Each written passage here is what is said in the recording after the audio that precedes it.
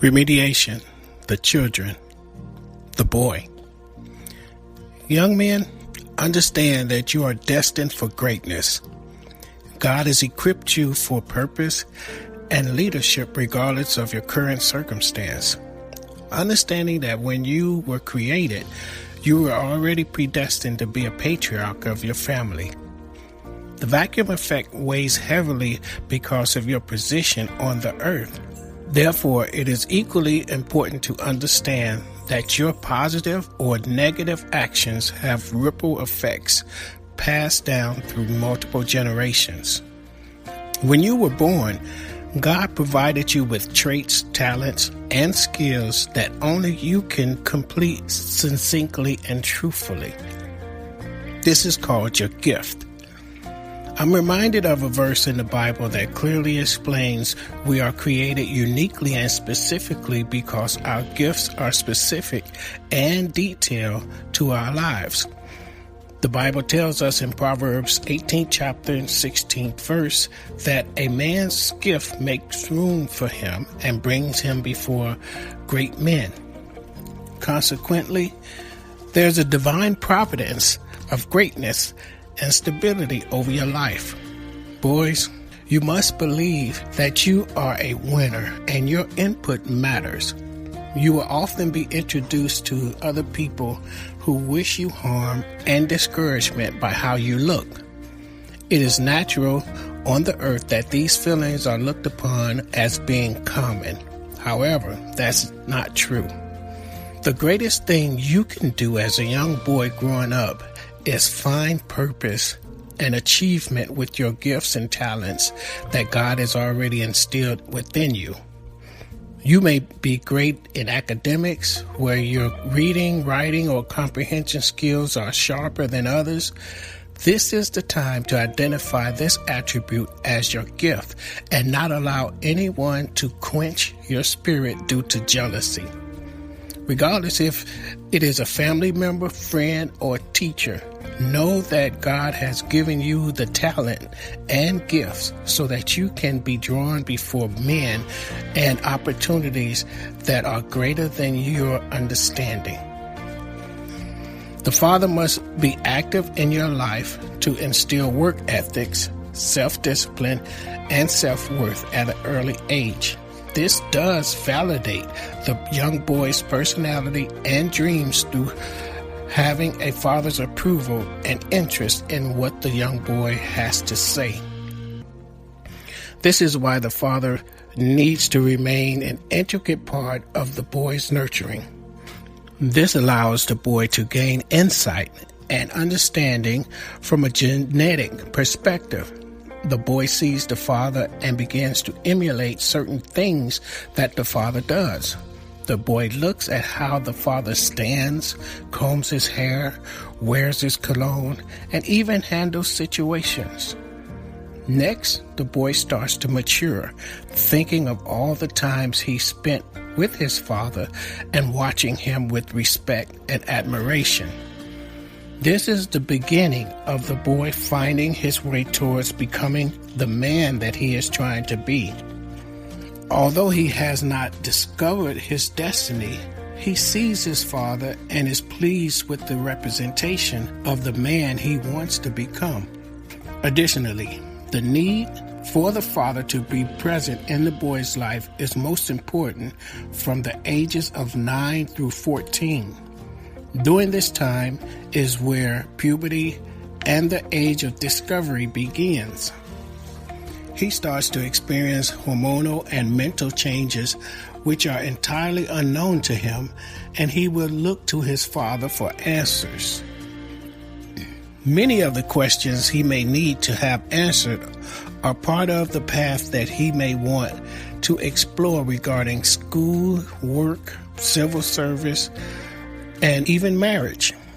Although it may appear that the young boy isn't old enough to think about such matters, he has already experienced it through his father, meaning he is gathering visual and audible data to process what he is seeing and hearing from the father in his life. Thus, seeing the outcome of each decision or conversation that he was privileged to encounter. The boy makes a mental note of the father's interaction with the mother and sisters and all other men or women acquainted in his life. The mannerism and protocol that his father uses are recorded in the mind and heart of the son. I am reminded of scripture of a verse in the Bible where a wealthy, wise king named Solomon, who was considered the wisest man and king known to humanity, talks about the realities of a father and son's relationship. Solomon wrote a great passage to his son and the sons of future generations as he spoke about obtaining wisdom through listening to his father. Solomon wrote, "Hear, my children, the instruction of a father, and give attention to know, to understand, for I give you good doctrine. Do not forsake my law. When I was my father's son, tender and the only one in the sight of my mother." Proverbs 4, chapter 1st through the 3rd verse. What does it mean to listen to the instructions of your father? Solomon's teaching is later described to the son as he said, "Let your heart retain my words, keep my commands, and live. Get wisdom, get understanding. Do not forget, nor turn away from the words of my mouth. Do not forsake her, and she will preserve you. Love her, and she will keep you." That's found in Proverbs, the 4th chapter, 4th and the 6th verse. Solomon's message is simple. Each father should share the wisdom and guidance of being an effective man with his son. This should be a rite of passage for many father and son relationships, in which the father sits the son down and impart wisdom and knowledge to the son, who will help his son understand the positive, expansive, and essential things in life. Sons will remember the father's oral and emotional pass downs, as this builds the character and personality of the son. If the father positively influences the son, the father's character will be revealed in the son. Positivity such as how he will treat a lady or girl when interacting with them, or does he treat them with respect and charity. The father's personality and characteristics are a learned feature of the son, and the father must understand the importance and responsibility it entails. Many vacuum effects begin with the father's inability to pass down positive and viable information to the son. Teaching a son how to be a man is a critical aspect of the father. Also, teaching a son how to love and respect their wives and family as a whole comes from the father.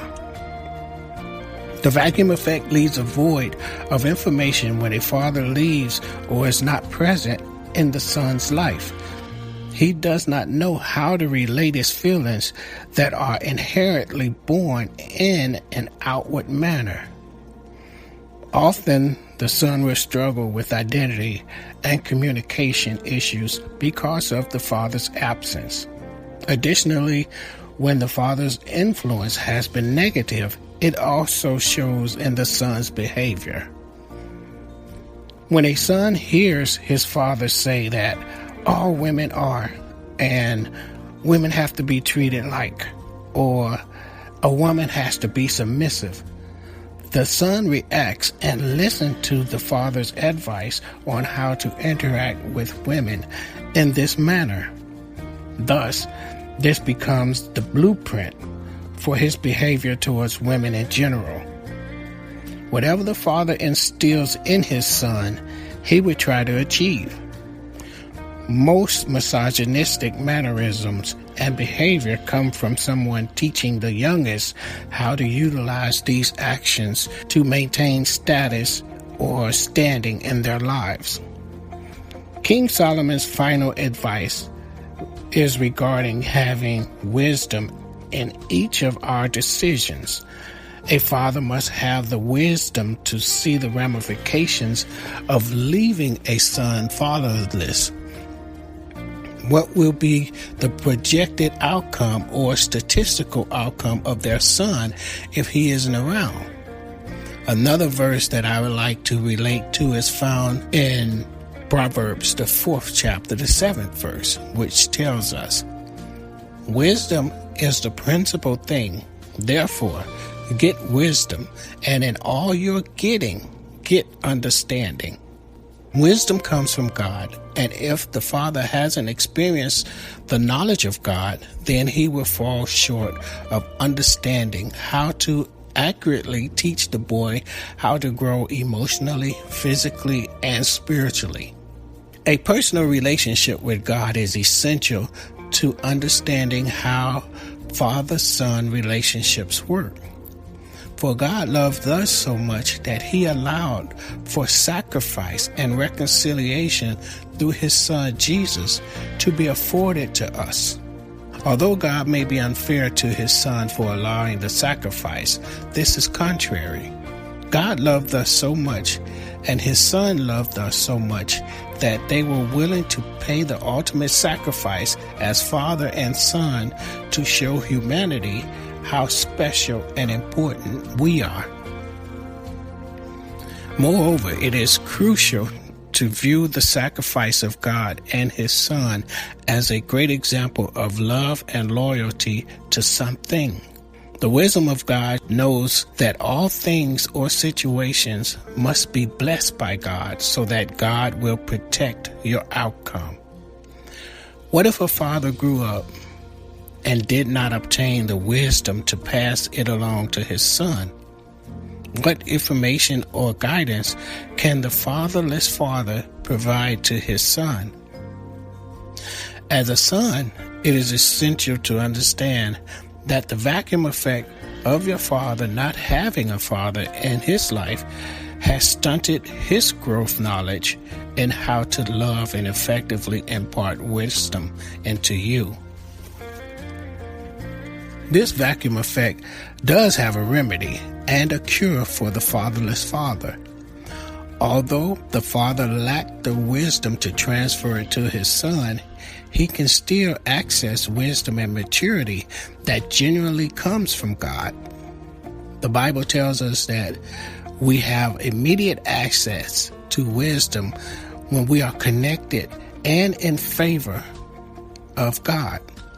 Our relationship must be reciprocal and truthful to him, and our ability to trust and serve him with our heart provides a spiritual avenue to obtaining his mercy and wisdom.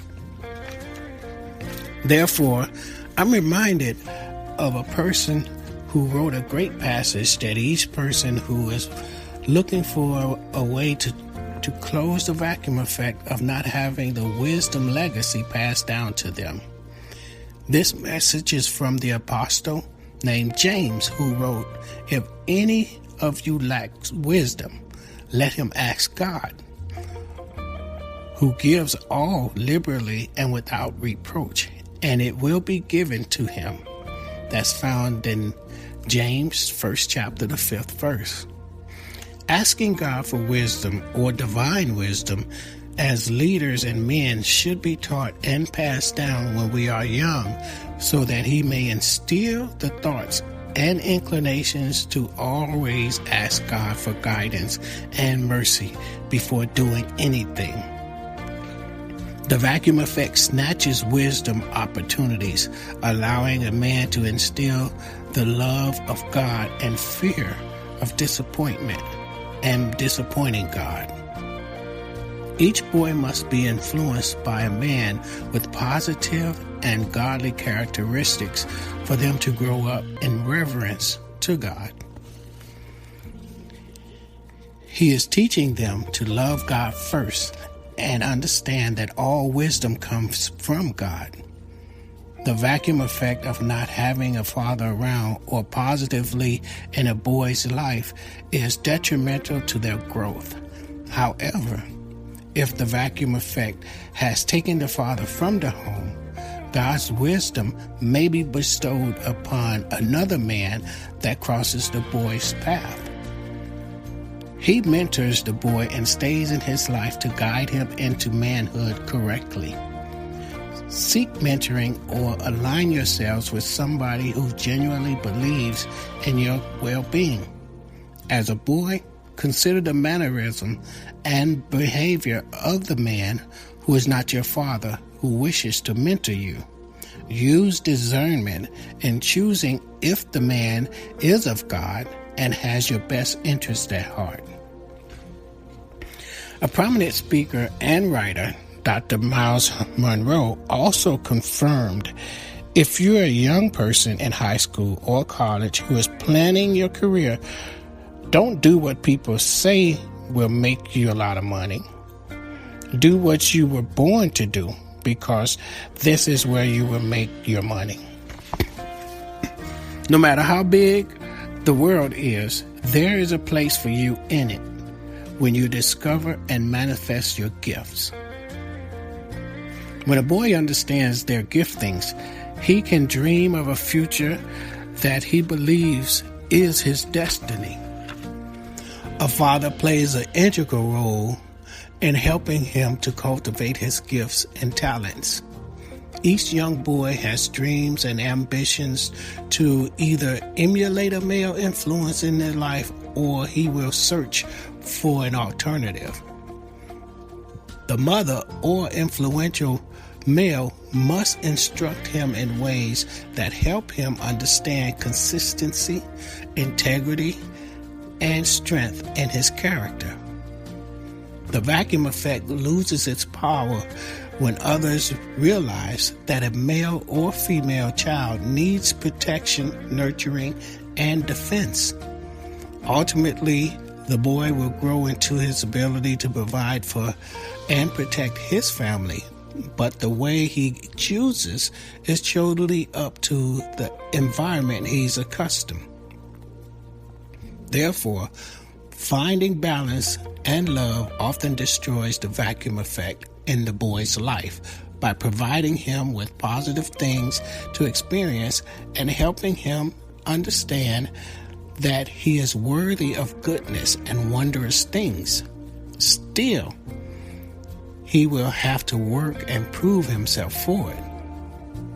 Lastly, it is important to forgive the father and find peace with the emotions of abandonment and betrayal from the father. Breaking the generational curse of fatherless families and daddyless girls in society is imperative. As boys who have grown into men, we may not know everything about fatherhood or being a dad, but still, we must not stop trying to reconnect with the commitment and responsibility that this patriarchal position requires. Boys to men, we must forgive and stretch past the hurt and pain of not having a father and begin stretching our hearts to listen to the internal instincts of what your child needs and stand up, step in, and be present in your son's life so that both of you can find healing and restoration.